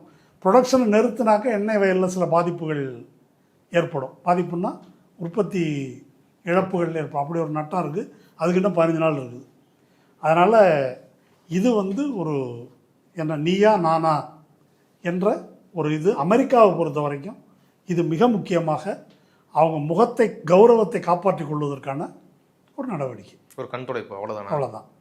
இப்போ ஈரானுக்கான போக்குவரத்து நடந்து தான் இருக்குது, மற்ற நாடுகள் தான் நடக்கல. அதான் யதார்த்தம். ஓகே. ஆனால் இப்போ நீங்கள் சொல்கிற மாரி இது யதார்த்தன்றதை புரிஞ்சிக்க முடியுது. ஆனால் வந்து இப்படி எழுதுகிற பத்திரிகைகள்லாம் வந்து சரி கிடையாது, இதெல்லாம் பொய் செய்தி, இதை ரொம்ப நாள் நான் பொறுத்துட்டு இருக்க மாட்டேன். நியூயார்க் டைம்ஸ் உட்பட அவர் வந்து இதில் நிறைய செய்திகள் வந்து நியூயார்க் டைம்ஸில் வந்தது, அதை வந்து கடுமையாக சாடி பேசியிருக்காரு ட்ரம்ப். இல்லை அதாவது நியூயார்க் டைம்ஸ் எல்லாம் ஒன்றும் எதிராலாம் எழுதலைங்க. இன்றைக்கி நியூயார்க் டைம்ஸை அந்த கட்டுரை கடைசியில் எப்படி முடிக்கிறாங்கன்னாக்கா, உலகத்துக்கே ஜனநாயகத்தை காப்பாற்றுறது அமெரிக்கா தான், அமெரிக்காவே அந்த கங்கையே காஞ்சு போனா அப்படின்னு ஒரு பாட்டு இருக்கு இல்லையா, அமெரிக்காவுக்கே அப்படி ஆகிட்டா சர்வாதிகார நாடுகளான சீனாவும் ரஷ்யாவும் தான் கோல வச்சோம். அதை கேட்குறதுக்கு ஒரே ஒரு ஆள் ட்ரம்ப் வந்து கொஞ்சம் திருந்தி எதனா கொஞ்சம் பண்ணுங்க, அமெரிக்கா வீணாக போகணுன்றது எங்கள் கருத்து இல்லை, அமெரிக்கா பழையபடி கெத்தாக இருக்கணும் அப்படின்றதுக்காக தான் நாங்கள் சொல்கிறோன்னு சொல்லி தான் அந்த எடிட்டோரியலை நியூயார்க் டைம்ஸ் முடிச்சிருக்குது. அதனால் ட்ரம்ப்போட பிரச்சனை என்ன அப்படின்னு சொன்னால், ஒரு அசிங்கமான முறையில் ட்ரம்ப் அம்பலப்பட்டு நிற்கிறார். அதை வந்து சொல்லாமல் இருக்க முடியாதுன்ற அளவுக்கு பத்திரிகைகள் ஒரு கட்டாயத்துக்கு உள்ளாகிருக்கிறாங்க. அப்படி தான் இப்போ ட்ரம்ப்போட இந்த போக்கு இருக்குதுல்ல, முன்னுக்கு பின்னு முரணா எல்லாத்தையும் பண்ணுறது, அனுமதி கொடுக்கறது, மறுபடியும் அதே நிப்பாட்டுறது. இப்போ இல்லை போப் அவர்கிட்ட வந்து சண்டை வலிச்சிட்டுது, அவர் நான் தான் கடவுளுன்றதை இமேஜின் பண்ணி அப்படி தான் நடந்துக்கிறாரு அவர், அதுக்காக தான் அந்த படத்தையும் வெளியிட்டிருக்கிறாரு. ஆனால் இதை நான் முதல் வந்து அவர் வந்து இந்த சிவிலைசேஷன் அழிச்சர் பண்ணும்போது அவர் மென்டல் ஃபிட்னஸை வந்து வெரிஃபை பண்ணணும், அவர் இம்பீச்மெண்ட் கொண்டு வரணும் அப்படின்லாம் அவங்க இருக்கிற லா மேக்கர்ஸ் வந்து பேசிகிட்டு இருந்தாங்க. சரி, ஏன் அது ஒரு அவரை விமர்சிக்கிறதுக்காக அவ்வளோ காட்டமாக சொல்கிறாங்க, ஆனால் மீன் பண்ணி சொல்லியிருப்பாங்களான்ற ஒரு செய்தி இருந்தது. ஆனால் இப்போ நடக்கிறதெல்லாம் பார்த்தா உண்மையிலே மீன் பண்ணி தான் சொல்கிறாங்களோ அப்படின்னு அப்படி எடுத்துக்க முடியுமா? அவர் ஒரு பைத்தியம்னு டேர்ம் பண்ணுறாங்களே. இல்லை, அதை ரெண்டு விதமாக நம்ம பார்க்கணும். அதாவது ட்ரம்ப் இப்படியெல்லாம் முரண்பாடாக பேசிட்டு வந்திருக்காரு. இது வரைக்கும் எந்த அதிபரும் இவ்வளோ கேவலமாக, எந்த அதிபர்னா அமெரிக்க அதிபர் மட்டும் இல்லை, உலகத்தில் யாரும் இப்படி லூஸ்தனமாக பேசினது இல்லை. இப்போ இந்த போர் தொடுத்து 48 hours அப்படின்னு ஆரம்பிக்கும்போது சொன்னார், அதுக்கப்புறம் 5 நாள், அதுக்கப்புறம் 5 நாள், அப்புறம் 2 days சிவிலைசேஷன் அழிப்பேன், அப்புறம் இப்போ பேச்சுவார்த்தை, இது மாதிரி போப்புக்கு இந்த மாதிரி சொல்லியிருக்காரு. இப்படி பலது இருக்குது. சவுதி அரேபியா இளவரசரை எப்படி அசிங்கமாக சொன்னார். அப்புறம் பிரெஞ்சு அதிபர் மேக்ரோன் அவரை வந்து பொண்டாட்டி அடி வாங்கினான்னாரு. அப்புறம் அவர் அந்த ஸ்டார்மர் பிரிட்டிஷ் பிரதமர், ஆமாம் நீயே இத்து போன பிளேன் வச்சுருக்கிற, நீ எல்லாம் ஒரு ஆள் உன் பிளேன் வேணான்னாரு. இந்த மாதிரி வந்து ட்ரம்ப் பேசாத ஆட்கள் பாக்கி இல்லை. அப்போது இது வந்து ஒரு புத்தி சுவாதீனத்தில் இருக்கிற ஒரு மனிதன் இப்படியெல்லாம் பேசுவானா, போப்பை போய் இப்படி வம்பு இருக்கிறாரு அப்படின்ற கேள்வி வருவதற்கு ஒரு நியாயமான இது இருக்குது. இன்னொரு பக்கம் பார்த்தாக்கா ட்ரம்ப் அப்படி தான் இன்றைக்கா பேசுகிறாரு, எப்போவுமே வந்து அப்படி கேஸ் தான் அப்படின்னு சொல்கிற ஒரு விளக்கம் இருக்குது. ட்ரம்ப்புக்கு புத்தி சுவாதீனம் இல்லை என்று சீரியஸாக கவலைப்படுறது எப்போ வந்துச்சுன்னா, ஒரே நாளில் நான் சிவிலைசேஷன் அழிக்க போகிறேன் அப்படின்னோடனே இவன் அணுகுண்டு எதுவும் போட்டுருவானோ அந்த பயம் எல்லாருக்கும், அந்த பயம் எல்லாருக்கும் வந்தது. அமெரிக்காவினுடைய அரசமைப்பு சட்டத்தில் 25th Amendment அப்படின்னு ஒன்று. 25th Amendmentன்றது ஒரு அதிபர் தன்னுடைய கடமையை நிறைவேற்றும் நிலையில் இல்லாமல் போனால், பைத்தியம்னு சொல்லலை, அப்படி போனால் அப்போ என்ன செய்கிறது அப்படின்னா, துணை அதிபர் பதவி ஏற்கலாம். இந்த இப்போ வான்ஸ் பதவி ஏற்கலாம். அவர் பதவி ஏற்கலாம்னா என்ன செய்யணும்னா, காங்கிரஸ்லேயும் செனட்லேயும் 3/2 பங்கு பேர் வந்து ஓட்டு போட்டு இது பண்ணணும். அப்படி இல்லைன்னாக்கா அவர் பைத்தியமாக இருந்தாலும் பைத்தியமே தொடர்ந்து அதிபராக இருப்பார் அப்படின்றது தான் சட்டத்தின் நிலை. இந்த அடிப்படையில் இவரை வந்து நீக்கணும் அப்படின்னு பல செனட்டர்ஸ், காங்கிரஸ்மேன், எதிர்கட்சியை சேர்ந்தவங்க வந்து குரல் கொடுத்துருக்குறாங்க அப்படின்றது உண்மை. நாம் எப்படி பார்க்கலாம் இதை அப்படின்னு சொன்னாக்கா, ஒரு வல்லரசு, அந்த வல்லரசு எப்பேற்பட்ட வல்லரசு அப்படின்னா, ஒரு ரீசெண்டாக ஒரு ஸ்டாட்டிஸ்டிக்ஸ் பார்த்தேன். பனிப்போர் காலம் இருக்கு இல்லையா, யார் ரஷ்யா இருந்தபோது, ரஷ்யா இருந்தபோது வருஷத்துக்கு 2 இடத்துல குண்டு போட்டாங்க. வருஷத்துக்கு 2 நாடுகள் 2 இடத்துல குண்டு போட்டாங்க அப்படின்னா, பனிப்போர் முடிந்த பிறகு, அதாவது ரஷ்யான்ற ஒரு எதிரி இல்லாமல் போன பிறகு நியாயமாக என்ன நடக்கணும்? குறையணும். ஆமா. ஆனால் 3.7 அப்படின்ற அளவுக்கு இது வளர்ந்துருக்குது. அப்போ நான் வச்சா என்ன வேணால் பண்ணுவேன். இது இல்லாமல் வேற ஒரு டேட்டா இருக்குது. ஜோ பைடன் 4 ஆண்டு ஆட்சி காலத்தில் எத்தனை இடத்துல குண்டு போட்டாரோ அதை ஒரே ஆண்டில் ட்ரம்ப் வந்து போட்டிருக்கிறார். இதெல்லாம் எதை காட்டுது அப்படின்னாக்கா, தட்டி கேட்க ஆள் இல்லாத சண்டை பிரசண்டன் அப்படின்றது அமெரிக்கா. அப்பேற்பட்ட அமெரிக்காவை சப்புன்னு ஒரு அரைஞ்சு சரண்டர் ஆகிற நிலைமைக்கு வந்து ஈரான் வந்து கொண்டு வந்துருச்சு. அப்போ அப்படிப்பட்ட ஒரு நாட்டாமை இப்படி ஒரு கேவலமான நிலைக்கு வரும்போது ஏற்கனவே பைத்தியம் பிடிக்கலைன்னா கூட அப்போ பைத்தியம் பிடிக்க வாய்ப்பு இருக்கா இல்லையா? அப்படி ஒரு ஆளுக்கு சமூகத்திலேயே சொல்கிறேன். அதனால் நான் சொல்வது என்னன்னாக்கா, ஒரு வீழ்ச்சி அடைகின்ற அவமானப்பட்ட கேவலப்பட்ட ஒரு வல்லரசுக்கு பைத்தியம் பிடித்து விட்டது. அதுக்கு பொருத்தமான அதிபராக அந்த இடத்துல வந்து ட்ரம்ப் இருக்கிறார். அதனால் அமெரிக்க வல்லரசுக்கே பிடிச்ச பைத்தியத்தின் ரெப்ரசன்டேட்டிவ் தான் ட்ரம்ப் என்ற பைத்தியம் என்ற முறையில் நம்ம பார்க்கணும். அதனால் வழக்கமான பைத்தியம் என்ற அர்த்தத்தில் இது வராது. அதனால தான் இதனுடைய நடவடிக்கை வந்து ஃப்ளக்சுவேட் ஆகுது. புரூட்டலாக தாக்குவேன்றது சரண்டர் ஆகிறது, பேச்சுவார்த்தைன்றது. இன்னும் நீங்கள் கேவலமாக ஒன்று சொல்கிறேன், பைத்தியம் சொல்கிறதுக்கு இதுக்கும் மேலே இந்த போர் நிறுத்த ஒப்பந்தம் இருக்கு இல்லையா, இந்த போர் நிறுத்த ஒப்பந்தம் அது சைன் ஆன உடனே ட்ரம்ப் வந்து ஒரு ட்வீட் போட்டார். அந்த ட்வீட்டை படிக்கிறேன் கேளுங்க. A big day for world peace, உலக சமாதானத்துக்கு ஒரு பெரிய நாள், சிறந்த நாள். முக்கியமான வரியை மட்டும் படிக்கிறேன். US will be helping with the traffic buildup in Hormuz. ஒரே டிராஃபிக் 3000 கப்பல் நிற்கிது, அதுக்கு வந்து ட்ரம்ப் உதவி பண்ணும். Big money will be made, செம்மையாக வருமானம் இருக்குது. இதுக்கு என்னங்க அர்த்தம்? அவரும் பண்ண போறாருன்றதா அர்த்தம். இப்போது இதில் ஒன்று சொன்னார், ஈரான் நம்ம 2 பேரும் பேசிட்டு தான் வசூலை வந்து பிரிச்சுக்குவோம். இப்போ இந்த ஆளை என்ன கேட்டகரியில் சேர்ப்பீங்க நீங்கள்? அதுக்கப்புறம் என்ன சொன்னார்? ஹார்மூஸை பற்றி எங்களுக்கு ஒன்றும் கவலை இல்லை, எங்களுக்கு ஒன்றும் தேவையில்லை, எங்களுக்கு தேவையான எண்ணெய் எங்களுக்கு இருக்குது, ஹார்மூஸ் யாருக்கு தேவையோ அவனுக்கு பார்த்துக்குங்க சொன்னாரா இல்லையா? எங்களை நோக்கி கப்பல் வந்துட்டே இருக்கு, ரொம்ப ஸ்வீட்டான எண்ணெய் எங்ககிட்ட இருக்குது அப்படின்னு நாங்கள் விற்றுட்டு போகிறோம், லாபம் பார்த்துட்டு போகிறோம், எங்களுக்கு எதுக்கு ஹார்மூஸ்? இப்போ ஹார்மூஸை திறக்காமல் நான் விட மாட்டேன்றாரு. இதனுடைய பொருள் என்ன? இல்லை, அது ஒரு ஸ்ட்ராட்டஜியா? அதாவது இப்படி பேசி ஒரு த்ரெட்டு கொடுக்குற மாதிரி பேசி உளவியல் ரீதியாக அவங்கள வந்து பலவீனமாக ஃபீல் பண்ண வைக்கிறது, அதுக்கப்புறமேட்டு நெகோசியேஷன் கொண்டு வருது. இது வந்து ஒரு மேட்மேன் டாக்டிக்ஸ் அப்படின்னு சொல்லுவாங்க.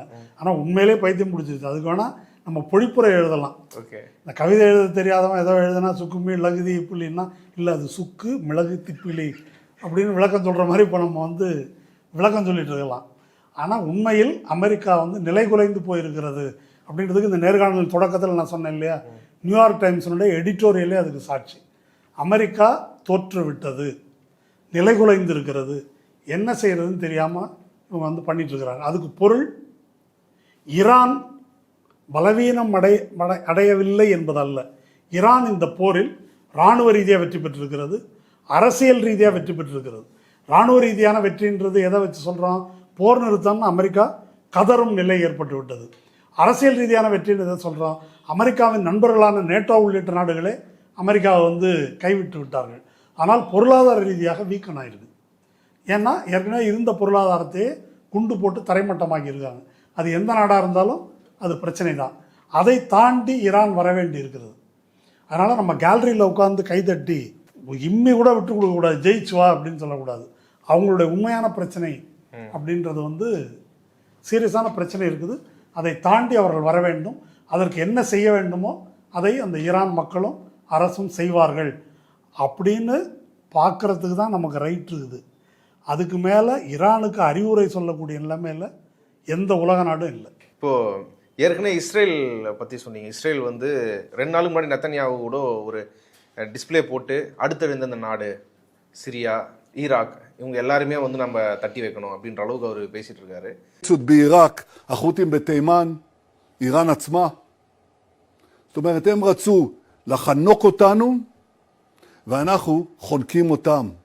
הם איימו עלינו בהשמדה, והם עכשיו נלחמים לשרוד. אנחנו הכינו בהם, יש לנו עוד מה לעשות, ואני תכף אפרט את זה.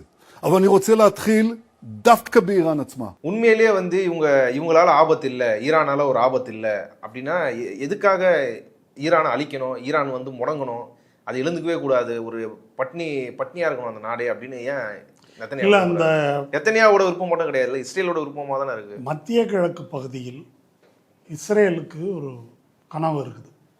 அது வந்து ஜயோனிஸ்ட் மதவாத பார்வையில் கிரேட்டர் இஸ்ரேல் அப்படின்னு ஒன்று இருக்குது. அது இதில் வந்து ஜெனசிஸில் நமக்கு கடவுள் சொல்லியிருக்காரு, யூதர்கள் கடவுளின் குழந்தைகள், உங்களுக்கு நைலிருந்து யூஃப்ரட்டிஸ் நதி வரையில் இந்த இடம் வந்து உங்களுக்கு வாக்களிக்கப்பட்ட பூமி அப்படின்னு. வாக்களிக்கப்பட்ட பூமியில் Syria, Lebanon, Saudi Arabia, Iraq, இது மாதிரி பல நாடுகள் வருது. அப்போது எல்லாத்துலேயும் கொஞ்சம் கொஞ்சம் ஆக்கிரமித்து இதை கட்டி அமைப்பது அப்படின்றது அவங்களுடைய ஒரு கனவாக இருக்குது. அந்த கனவுக்கு வந்து என்ன ஒரு மத கனவை நிறைவேற்றிக்கிறாங்களா என்பது அமெரிக்காவினுடைய மேலாதிக்க கனவோடு இது வந்து ஃபிட் ஆகுது. எப்படி அப்படின்னா, வளைகுடாவை தன்னுடைய கட்டுப்பாட்டில் வைப்பது. அதற்கு வந்து இஸ்ரேல் வந்து ஒரு போலீஸ் அவுட் போஸ்ட் அமெரிக்காவுக்கு, அல்லது இராணுவ அவுட் போஸ்ட். அங்கே நிரந்தரமாக இவங்க எல்லாரையும் பதற்றத்திலையும் பலவீனத்திலையும் வைத்திருக்க வேண்டும். குறிப்பாக இந்த ஜிசிசி நாடுகளை ஒன்றோடொன்று முரண்பட்டவையாகவும் பலவீனமானவையாகவும் அந்த நிலையில் வைக்கணும். மற்ற நாடுகளை வந்து அடிமைப்படுத்தி வைக்கணும் அப்படின்னு ஒரு கணக்கு வந்து அமெரிக்காவுக்கு இருக்குது. இதை பற்றி சமீபத்தில் இந்த பதவியிலிருந்து ராஜினாமா செய்த ஜோ கென்ட் என்ற அமெரிக்க தீவிரவாத தடுப்பு உளவு பிரிவின் தலைவர், அவர் ஒன்று சொல்லியிருக்கார். நேட்டோவிலிருந்து வெளியே வந்து விடுகிறேன் அப்படின்னு ட்ரம்ப் ஏன் சொல்கிறாரு அப்படின்னா, அதுக்கு ஒரு காரணம் இருக்குது. என்ன காரணம் அப்படின்னு கேட்டாக்கா, ஈரானுக்கு அடுத்து இஸ்ரேலுடைய இலக்கு வந்து துருக்கி வந்து நேட்டோவில் இருக்குது. இப்போ நேட்டோவோடு அமெரிக்கா இருக்குது அப்படின்னாக்கா, துருக்கிக்கு எதிராக இஸ்ரேல் நடவடிக்கை எடுத்தால் அதை எதிர்த்து நடவடிக்கை எடுக்க வேண்டிய கட்டாயம் வந்து அமெரிக்காவுக்கு இருக்குது. அதனால தான் அவங்க வெளியே வந்துடுறேன்றாங்க, துருக்கியை அடிப்பதற்கு இஸ்ரேலுக்கு உதவி செய்வதற்காக அப்படின்னு அவர் சொல்லியிருக்கார். இது கொஞ்சம் ஃபார் ரீச்சிங்காக ரொம்ப இருக்கிறதாக நமக்கு தோன்றலாம். ஆனால் அடுத்த இலக்கு துருக்கி என்பதை இஸ்ரேல் சொல்லிட்டு தான் இருக்குது. துருக்கியும் நாங்கள் ராணுவ ரீதியாக நடவடிக்கை கண்டிப்பாக எடுப்போன்றது அப்படின்னு அவங்க சொல்லிட்டு இருக்கிறாங்க. அதனால் இதை இப்படி ஓவராலாக தான் நம்ம இந்த விஷயத்தை பார்க்க வேண்டும். இஸ்ரேலுக்கு வந்து அந்த மாதிரியான ஒரு பாத்திரம் இருக்கிறது. என்ன முக்கியமான பிரச்சனைன்னா, இவ்வளவு பெரிய ஒரு பேரழிவை உருவாக்கி ஈரானை தாக்கி வளைகுடா மேலே குண்டு போட வச்சு எண்ணெய் வயல்களை எல்லாம் அழித்து இன்னும் பல ஆண்டுகளுக்கு இந்த விலை உயர்விலிருந்து நம்ம தப்பிச்சு வெளியே வர முடியாது. ஒரு விவசாயத்திலிருந்து தொழில் உற்பத்தியிலிருந்து எல்லாத்தையும் நாசமாக்கி இத்தனையும் செய்வதற்கு யார் காரணம்? இஸ்ரேல், அடுத்தது அமெரிக்கா. அப்போ இதை எதிர்த்து இப்போ இந்தியாவை எடுத்துக்கிட்டாக்க எவ்வளவு பாதிப்பு வந்திருக்குது, ஏன் பேசவில்லைன்ற கேள்வி இருக்குது. இந்த கேள்வி தான் நம்ம இறுதியாக எழுப்ப வேண்டிய கேள்வி. அதான் இப்போ நீங்கள் சொன்ன மாரி இந்தியா வந்து பெரும்பாலும் ஆர்மோஸ் வழியாக வரக்கூடிய எரிசக்தியை நம்பி தான் வந்து இந்தியா இருக்குது. இப்போது ஒரு ஏற்கனவே வர்றதை விட ரொம்ப கம்மியாக வாரத்துக்கு 1 இல்லை வாரத்துக்கு 2 இது போன்ற கப்பல் தான் இந்தியாவுக்கு வருது. இப்போ இந்தியாவில் வந்து எவ்வளோ பாதிப்பு ரியாலிட்டியாக கவர்மெண்ட் வந்து இல்லை போதுமான அளவுக்கு நம்மக்கிட்ட இருக்குது, நம்மளால் தாக்கு பிடிச்சிட முடியும், ஊடகங்கள் பொய் செய்தி பரப்புது, இல்லை மற்றவங்க பொய் செய்தி பரப்புகிறாங்க, அப்படி இல்லை கட்டுக்குள்ளே தான் நிலைமை இருக்குதுன்றத அரசாங்கம் சொல்லிட்டு வருது, ஒன்றிய அரசாங்கம். ஆனால் உண்மையான ரியாலிட்டி என்ன, எந்த அளவுக்கு நம்மளுக்கு இந்த போர்னால பாதிப்பு ஏற்பட்டுருக்குது, இந்தியாவோட பொசிஷன் என்ன அந்த போரில்? இப்போது இது வரைக்கும் மீடியா கவரேஜ் எப்படி இருக்குதுன்னாக்கா, எங்கேயோ கிரிக்கெட் மேட்ச் நடக்குது, அதில் யார் ஜெயிப்பாங்க, வேர்ல்டு கப்பு நடக்குதுன்ற மாதிரி ஈரானுக்கும் அமெரிக்காவுக்கும் சண்டை நடக்குது, ஈரான் அப்படி சொல்லுது. இதில் அமெரிக்காவுக்கு சாதகமாக இந்த மாதிரி வெளியிடுவதுன்ற அளவில் தான் ஊடகங்கள் இதெல்லாம் வந்து இந்த செய்தியை வெளியிடுகிறார்கள். இப்போ இன்னைக்கு ஆங்கில இந்து நாளேட்டில் முன்னாள் ரிசர்வ் பேங்க் கவர்னர் ரங்கராஜன் ஒரு கட்டுரை எழுதியிருக்கார். சில பாயிண்ட்ஸை மட்டும் நான் வந்து படிக்கிறேன், என்னென்ன பாதிப்பு அப்படின்னு. இப்போ இது தடுக்கப்பட்டிருப்பதனால் ஒன்று, உரங்கள் வருவது வந்து கம்ப்ளீட்டாக பிளாக் ஆயிருக்கு. ஜூன் மாதத்தில் தென்மேற்கு பருவமழை காலத்தில் வட இந்தியா பூரா கரீஃப் பருவம்னு விதைப்பு பருவம், அது வந்து கடுமையாக பாதிப்புக்குள்ளாக போகுது. ரெண்டாவது, எண்ணெய் எரிவாயு கிடைக்காததுனால லாஜிஸ்டிக்ஸு, டிரான்ஸ்போர்ட்டு இதெல்லாம் மிக கடுமையான பாதிப்புக்கு உள்ளாக போகிறது. இதெல்லாம் தேர்தலுக்கு பிறகு தான் ஏற்றுவாங்க, அப்போ தெரியும் அது. அடுத்தது வந்து இங்கேருந்து போகிற ஏற்றுமதி, வளைகுடாவுக்கு நம்ம போகிற ஏற்றுமதி இருக்குது இல்லையா, அது வந்து நம்ம மொத்த ஏற்றுமதியில் ஏறத்தாழ 17 விழுக்காடு அது வந்து அடி வாங்கியிருக்குது. 4வது, வளைகுடா நாடுகளில் ஏறத்தாழ 90 லட்சம் இந்தியர்கள் இருக்கிறாங்க. அவங்களுடைய ரெமிட்டன்ஸ் இருக்குல்ல, அது ரெமிட்டன்ஸ் வந்து இந்தியாவுடைய மொத்த ரெமிட்டன்ஸில் 36 விழுக்காடு. அந்த ரெமிட்டன்ஸ் பாதிக்குது, அவங்க வேலைவாய்ப்பு இழக்கும். இந்த ரெமிட்டன்ஸு இந்த ப்ராசஸில் டாலருக்கு எதிரான ரூபாயின் மதிப்பு வந்து வீழ்ச்சி அடைந்து கொண்டே வருகிறது. இப்போ நம்ம 93 ரூபா இப்போ எவ்வளோ வந்திருக்குது. இப்போ வீழ்ச்சி அடைந்ததன் விளைவாக என்ன நடக்குதுன்னாக்க, அந்நிய முதலீட்டாளர்கள் இங்கேருந்து முதலீடுகளை வெளியே கொண்டு செல்கிறார்கள். இந்த வீழ்ச்சி அடைந்ததன் விளைவாக அந்நிய முதலீட்டாளர்கள் இந்த டாலரை வெளியே கொண்டு போகிறதுனால மேலும் ரூபாயினுடைய மதிப்பு கீழே வந்து விழுது. இந்த முதலீடுகள் வெளியே போகிறதுனால இறுதியாக நம்முடைய பட்ஜெட்டில் ஃபிஸ்கல் டெபிசிட், வருவாய் பற்றாக்குறை, அது மிக கடுமையான வருவாய் பற்றாக்குறை வர்றதுனால நிதி ஒதுக்கீடு, பல துறைகளுக்கான நிதி ஒதுக்கீடு, மாநிலங்களுக்கான நிதி ஒதுக்கீடு, இது எல்லாமே கடுமையாக பாதிக்கப்பட இருக்குது. இப்போ இந்த தேர்தல் முடிந்த பிறகு தான் இந்த விலை உயர்வுன்றது வரும். இப்போ நாம் வந்து வேடிக்கை பார்த்து ஏதோ போர் அங்கே நடக்குதுன்ற மாதிரி நியூஸை வந்து பார்த்துட்ருக்குறோம். சின்னதாக எல்லாருக்கும் தெரிஞ்ச ஒரு உதாரணம், சென்னையில் 12 ரூபா கொடுத்து டீ குடிச்சிட்டு இருந்தால் இப்போ 15 ரூபா, 3 ரூபா ஏறிடுச்சு. இது மாதிரி பல வீட்டு உபயோகப் பொருள்கள், இந்த பெட்ரோல், டீசல், கேஸு இதெல்லாம் பன்மடங்கு ஏறப்போகுது. சும்மா ஹோட்டலில் தோசை இல்லை, இங்கே வந்து டீ விலையேறிடுச்சுன்ற அளவில் இப்போ நம்ம இதை பேசி கொண்டு இருக்கிறோம். இல்லை, இப்போது நெருக்கடி இப்பயே இருக்குது, ஆனால் மக்கள் அதை கடந்து தானே போகிறாங்க. அதை சமாளிக்கக்கூடிய அளவில் இருக்கிறதானா பார்க்கப்படுது. மறுபடியும் இதை விட இன்னும் கொஞ்சம் நெருக்கடி வந்தாலும் இது இப்படி தான் கடந்து போகுமா, இல்லை கடக்க முடியாத அளவுக்கான ஒரு பாதிப்பு இருக்கு? இல்லை, இதில் பிரச்சனை என்னென்னா, கடக்க முடிகிறது கடக்க முடியவில்லை என்பது ஒவ்வொருத்தருடைய பொருளாதார தகுதியை பொறுத்தது. மேட்டுக்குடி வர்க்கமாக இருக்கிறவங்களுக்கு அது பிரச்சனை இல்லை. சாதாரண அடிப்படை உழைக்கும் வர்க்கம் வேலை பார்க்குறாங்க இல்லையா, அவங்களுக்கு அது மிக கடுமையான பாதிப்பை அது ஏற்படுத்தும். இப்போ பிரச்சனை என்ன அப்படின்னா, இவ்வளவு பெரிய பாதிப்பு நம்ம நாட்டுக்கு ஏற்பட்டிருக்குது, இதுக்கு காரணம் இந்த இஸ்ரேலும் அமெரிக்காவும் என்ற விஷயம் ஊடகங்களால் சொல்லப்பட்டிருக்கிறதா இது தெள்ள தெளிவாக எல்லாருக்கும் தெரிஞ்சும், யார் கொள்கை வகுப்பாளர்கள் அரசில் இருக்கிற எல்லாருக்கும் தெரிஞ்சும், இந்த போருக்கு எதிராக இன்னைக்கு ஹார்மூஸில் இப்போது அமெரிக்கா விதித்திருக்கிற இந்த தடைக்கு எதிராக மோடி பேசுகிறாரா, ஏன் பேசவில்லை, இந்த கேள்விகளுக்கு வந்து நமக்கு விடை வேணும். அப்போது நம்ம என்ன செய்யணும்? மோடி பேசலை அப்படின்னு சொன்னாக்கா, இஸ்ரேல் இந்த அயோக்கியத்தனத்தை பண்ண நெத்தன்யாகுவை போர் தொடங்குறதுக்கு முன்னால் போய் கட்டி பிடிக்கிறாரு மோடி இல்லையா? ஆமாம். ட்ரம்ப் வந்து இப்படிப்பட்ட ஒரு அயோக்கியத்தனம், ரஷ்யாவில் வாங்காத, ஈரானில் வாங்காத, இப்படியெல்லாம் தடுத்து இப்படி ஒரு நெருக்கடியை நமக்கு உருவாக்கும் போது அதை எதிர்த்து பேச துணிவற்றவராக யார் மோடி இருக்கிறார் என்பதை பார்க்கிறோம். அப்போ மக்கள் என்ன செய்யணும்னா, இஸ்ரேலுடனான உறவை நிறுத்து, ஒரு உலகமே நாசமாக போகிறதுக்கு இஸ்ரேல் தான் காரணம், அதற்கு துணை நிற்கிற அமெரிக்கா தான் காரணம் என்று ஒரு முழக்கம் எழுப்பி இந்திய அரசை இதை செய்யுமாறு நம்ம வந்து நிர்பந்திக்கணும். ஜப்பான் நடக்குதுல்ல, நடக்குது, அமெரிக்காவில் நடக்குது, கேவலம் இஸ்ரேல்லையே நடக்குது. ஒரு 10 பேராவது எதிர்த்து அந்த நாட்டிலேயே வந்து அதை எதிர்த்து குரல் கொடுக்கிறார்கள்.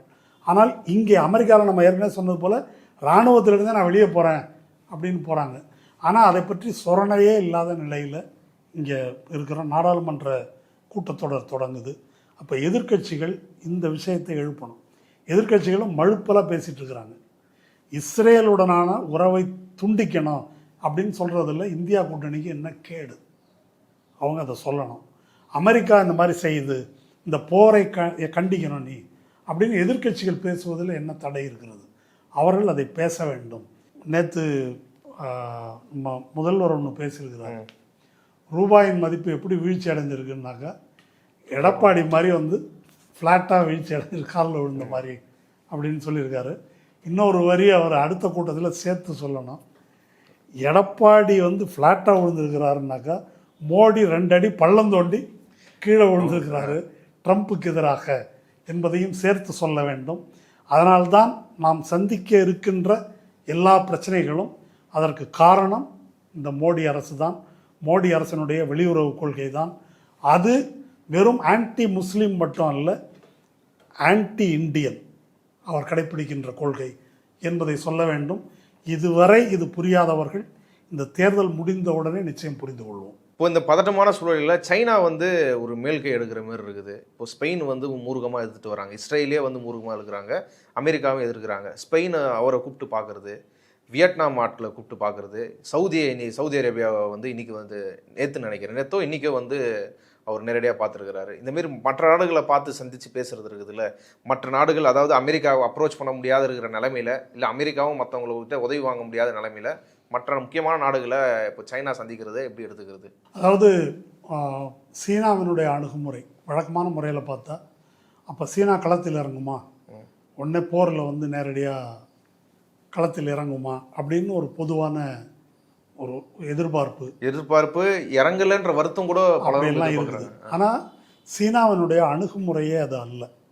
சீனா ரஷ்யா 2 பேரும் 100% ஈரானை வந்து பேக் பண்ணுறாங்க. இராணுவம், சேட்டலைட்டு உறுதியாக சொல்ல முடியுமா? நிச்சயமாக அதனால தான் வந்து நிற்கிது. அதை நம்ம ஏற்கனவே பேசியிருக்கிறோம். பைடு சேட்டலைட் கான்ஸ்டலேஷனால தான் இவ்வளோ துல்லியமான தாக்குதல். ஆயுதங்கள், உளவு கருவிகள் இதெல்லாம் இவங்க கொடுக்குறாங்க அப்படின்னு இவங்க கதறாங்க. இப்போ லேட்டஸ்ட்டாக என்ன அப்படின்னாக்கா, மேன் பேட் அப்படின்னு சொல்லி ஷோல்டர்லேருந்து ஏவக்கூடிய, விமானத்தை நோக்கி ஏவக்கூடிய ஏவுகணைகளை சீனா வந்து ஈரானுக்கு சப்ளை பண்ணுது அப்படின்றது ஒன்று.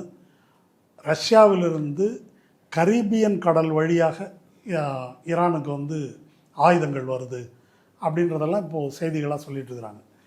இப்போ இந்த போரில் வந்து அமெரிக்கா வந்து மிக முக்கியமாக, அமெரிக்கா நம்பத்தகாத நாடு, தோற்று போன நாடு மட்டும் இல்லை, அவன் வார்த்தையை நம்ப முடியாது, என்ன வேணால் செய்வான்ற ஒரு அவநம்பிக்கை ஈரானுக்கு மட்டுமல்ல எல்லா நாடுகளுக்கும் வந்துருச்சு. ஆமாம், ஜேடி வேன்ஸ் வந்து என்கிட்ட ஒரு நொடியும் பேசிக்கிட்டு இருந்தாருன்னு நெத்தன்யாஹூ சொல்கிறாருன்னா அதுக்கு மறுக்காம இருந்தாங்கன்னா அது என்ன ஒரு. அதே நேரத்தில் சீனாவை வந்து ஒரு ரீசனபிளான நம்பத்தக்க நாடாக உலக நாடுகள் பார்க்கின்றன. அந்த அடிப்படையில் தான் இப்போ சீனா வந்து நாங்கள் வளைகுடா அரபு நாடுகளோடு சுமூகமான உறவை ஏற்படுத்தி கொள்ள விரும்புகிறோன்னு சொல்கிறதோ, இப்போ நீங்கள் சொன்னது போல் இந்த நாடுகளோடெல்லாம் உறவை ஏற்படுத்தி கொள்வதற்கு இல்லையா, அது வந்து ஒரு பவர் ஷிஃப்ட் நடக்கிறது என்பதற்கான சான்று. வழக்கமான முறையில் முண்டாவை தட்டிட்டு நேராக வந்து நிற்கணும் என்பது அல்ல. அமெரிக்காவை முடக்குகின்ற, வீழ்த்துகின்ற வல்லமை சீனாவுக்கு இருக்கிறது. இப்போ இதெல்லாம் இப்போ சீனா கப்பல் அதை தாண்டி போகுது. அமெரிக்காவால் ஒரு அளவுக்கு மேலே இது ஏன் ஒன்றும் பண்ண முடியாது. அடுத்த மாதம் சீனாவுக்கு போகிறாரு. ஆமாம், ட்ரம்ப் அங்கே போக வேண்டியது தள்ளி போயிருக்கு, அடுத்த மாதம் போகிறாரு. அங்கே போய் பிச்சை எடுக்க போகிறார். என்ன பிச்சை எடுக்க போகிறாருன்னா, அமெரிக்காவின் எந்த ஆயுத உற்பத்தியும் சீனாவின் தயவு இல்லாமல் நடக்காது. எல்லா ஏவுகணையிலும் முனையிலும் இருக்கக்கூடிய அதீத வெப்பத்தை தாங்கக்கூடிய டங்ஸ்டன் 100 விழுக்காடு சீனா கட்டுப்பாட்டில் இருக்குது. அது இல்லாமல் ரேர் எர்த் அவங்க கட்டுப்பாட்டில் இருக்குது. ரேர் எர்த் மேக்னட்ஸ் அவங்க கட்டுப்பாட்டில் இருக்குது. இதெல்லாம் இல்லாமல் ஆர்டிஃபிஷியல் இன்டெலிஜென்ஸ் இல்லை, இதெல்லாம் இல்லாமல் ஐசி சிப் இல்லை, இதெல்லாம் இல்லாமல் ஆயுதங்கள் இல்லை, இதெல்லாம் இல்லாமல் இந்த நவீன எலக்ட்ரிக் மோட்டார் இல்லை. எல்லாவற்றுக்கும் சீனாவை சார்ந்திருக்கிறது. அமெரிக்கா மட்டும் இல்லை, மொத்த உலகமும். அதனால் சீனாக்கிட்ட இவங்க வந்து ஒன்றும் ஆட்டம் காட்டுவது என்பது சாத்தியமில்லை அப்படின்றது அமெரிக்காவுக்கு மட்டுமல்ல உலக நாடுகளுக்கே தெரியும் என்பதால் அமெரிக்காவினுடைய வீழ்ச்சியை ஒரு நிதானமாக ரசித்து சீனா பார்த்து சண்டை போட்டு அந்த இடத்த பிடிக்கணும்னு அவசியம் கிடையாது. டைம் இருக்குது அவங்களுக்கு. தானாக குடி வெட்டிக்கிறோன்னா எதுக்கு அடித்து தள்ளலாம் அப்படின்றது தான். இவ்வளோ நேரம் இந்த போர் குறித்து பல்வேறு விஷயங்களில் உங்கள் கருத்துக்களை பகிர்ந்து கொண்டதுக்கு நன்றி. நன்றி.